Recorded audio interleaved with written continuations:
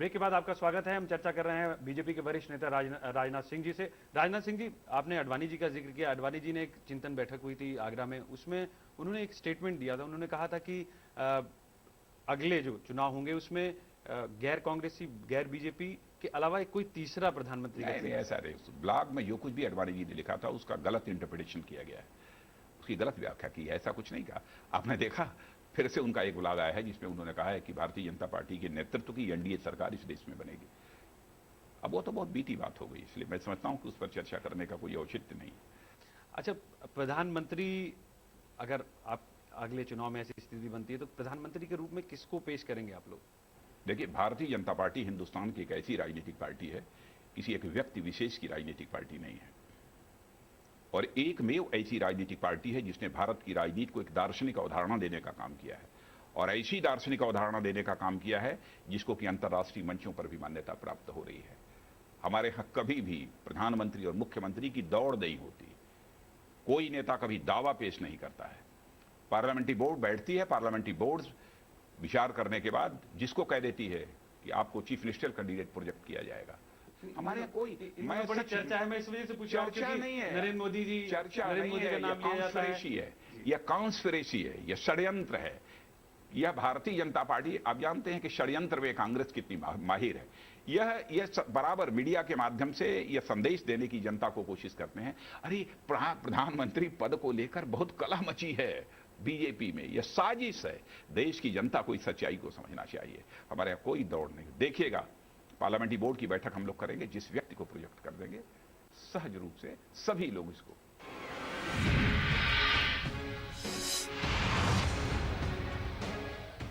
आप मानते हैं अपने आप को कि प्रधानमंत्री पद? कोई सवाल ही नहीं। हम में सब किसी दौड़ में आज तक कभी नहीं रहे, और हमारे सारे नेता इस बात के साक्षी हैं। यदि मैं कह रहा हूं तो वो मानेंगे कि इस बात को झूठ राजनाथ सिंह बोल रहे हैं, और केंद्र की राजनीति में रहते हुए झूठ बोल रहे हैं। आज तक मैंने कभी मांगा नहीं है। हमको मुख्यमंत्री बनाइए, हमको मंत्री बनाइए। मुख्यमंत्री भी बना तो पता नहीं, हमको तो 3 दिन पहले नहीं मालूम था कि मैं मुख्यमंत्री बनने जा रहा हूं। मैं 2 बार मंत्री बना। एक बार छत्तीसगढ़ में था, अटल जी ने कहा कहां जंगल में घूम रहे हैं, अब परसों पहुंच जाइए। मैं पहुंच गया। मैं एक बार पूजा कर रहा था घर में, प्रदेश अध्यक्ष था। उन्होंने क्या कर रहे हैं, मैंने कहा अटल जी मैं पूजा कर रहा था। तो उन्होंने कहा कि कब आ रहे हैं? मैंने कहा 3 दिन के बाद आ रहा हूं। नहीं, 2 दिन के बाद आ जाइए और टेलीफोन करिएगा। मैं पहुंच गया। मेरठ मेरा कार्यक्रम था, मैं गया था, लौट कर आया। मैंने उनको टेलीफोन मिला, कहा कल राष्ट्रपति भवन पहुंच जाइएगा। तो मैं जब पूछा कि क्यों, क्या कोई खास कार्यक्रम कोई है, तो कहें बुद्धू हैं क्या, यह कह के उन्होंने टेलीफोन रख दिया। महंगाई और राम मंदिर, इन दोनों में किसको आप बड़ा मुद्दा मानते हैं? देखिए, बड़ा छोटा कोई, हर मुद्दे की एक अपनी अहमियत होती है। राम मंदिर का मुद्दा एक सांस्कृतिक मुद्दा है, राष्ट्रीय मुद्दा है, सांस्कृतिक मुद्दा है, भारत की अस्मिता से जुड़ा हुआ मुद्दा है। महंगाई का मुद्दा इस देश की अर्थव्यवस्था से जुड़ा हुआ मुद्दा है। किसी मुद्दों को एक दूसरे से इक्वेट नहीं कराया जा सकता। अच्छा, अभी आपने जिक्र किया आप उत्तर प्रदेश के मुख्यमंत्री रहे, अभी युवा मुख्यमंत्री हैं।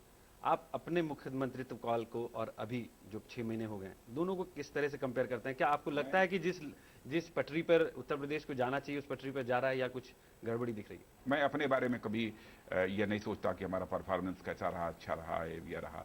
खराब यदि रहता है तो उसे मैं सुधारने की कोशिश करता हूं, और मैं किसी से अपने को, किसी से मैं तुलना नहीं करता हूं। अखिलेश के जो अभी तक का अखिलेश यादव का कार्यकाल रहा है, उसको किस तरह से देखते हैं? अभी अखिलेश एक नवयुवक हैं, उन्होंने जिम्मेदारी संभाली है। हमारी शुभकामनाएं हैं कि उनके नेतृत्व में इस उत्तर प्रदेश का तेजी के साथ विकास हो।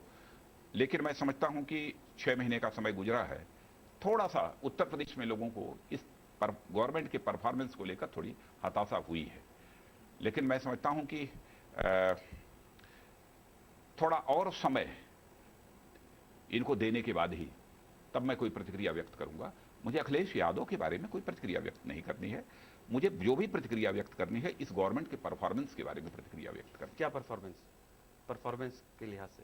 परफॉर्मेंस को लेकर अभी 6 महीने का जो परफॉर्मेंस इस सरकार का, उत्तर प्रदेश सरकार का, उससे लोगों को निराशा हो रही है। आप लोगों ने पूरा एक आंदोलन खड़ा किया था, उत्तर प्रदेश से ही राम मंदिर का आंदोलन था, उसके बाद यहाँ पे सत्ता पे आए आप, लेकिन आज की तारीख में बीजेपी हाशिए पर नजर आती है, इसकी वजह से? बिल्कुल नहीं, हाशिए पर नहीं है। देखिए, चुनाव जीतने और हारने के कई समीकरण होते हैं अपने। केवल इस आधार पर नहीं कहा जा सकता कि कोई राजनीतिक पार्टी जीत गई तो एकदम बिल्कुल सारा जनाधार उसका बहुत बढ़ गया किसी राज्य में अथवा देश में, ऐसा नहीं होता है।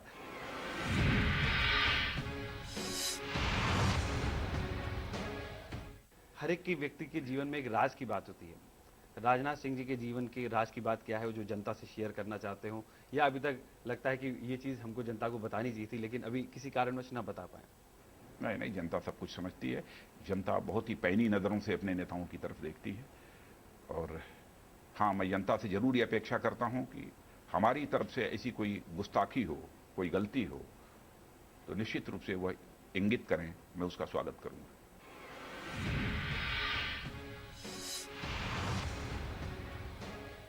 चंद सवाल जनता की तरफ से भी हैं।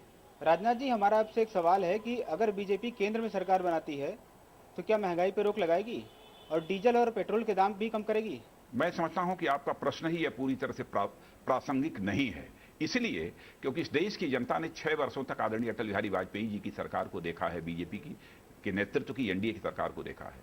6 वर्षों में एक दिन भी हम लोगों ने महंगाई को नहीं बढ़ने दिया था।